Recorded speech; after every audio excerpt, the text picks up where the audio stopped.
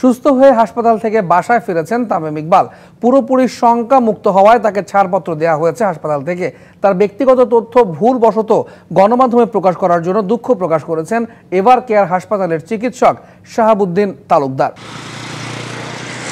Ever care হাসপাতালে দ্বিতীয় দফা চিকিৎসা শেষে শুক্রবার দুপুরে বাসায় নিয়ে যাওয়া হয়েছে তামিম ইকবালকে। সেই খবরের সাথে আরও একটি গুরুত্বপূর্ণ বিষয়ে কথা বলার জন্য আরও একবার গণমাধ্যমের সামনে এলেন এভার কেয়ার হাসপাতালের senior cardiology consultant Shahabuddin Talukdar.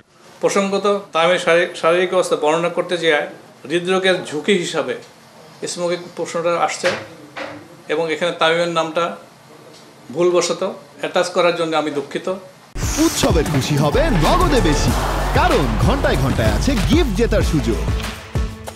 বৃহস্পতিবার তামিম ইকবালের শারীরিক পরিস্থিতি নিয়ে ব্রিফ করতে গিয়ে ভুলবশত তার ব্যক্তিগত তথ্য গণমাধ্যমে প্রকাশ করে দেন এই চিকিৎসক। সেই বিষয়ে দুঃখ প্রকাশ করে এই চিকিৎসক জানালেন, শঙ্কামুক্ত তামিমকে রিলিজ দেওয়া হয়েছে হাসপাতাল থেকে।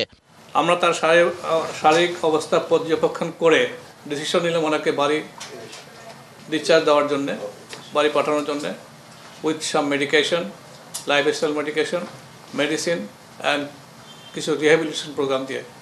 গেল 24 মার্চ অসুস্থ হওয়ার দিন রাজধানীর এভার কেয়ার হাসপাতালে চিকিৎসা নেওয়ার জন্য বিকেএসপিতে হেলিকপ্টার আনান তামিম নিজেই। তবে সেদিন ঢাকায় ফেরা হয়নি তামিমের, ফিরেছিলেন মৃত্যুর দুয়ার থেকে। অবশেষে কিছুটা সুস্থ হয় নিয়ে আসা হয় সেই এভার কেয়ার হাসপাতালে।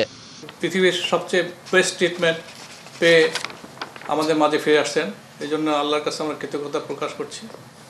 প্রথমে উনি কেপিজেড হাসপাতালে ভর্তি ছিলেন, পরবর্তী এভার কেয়ার হাসপাতালে আসেন।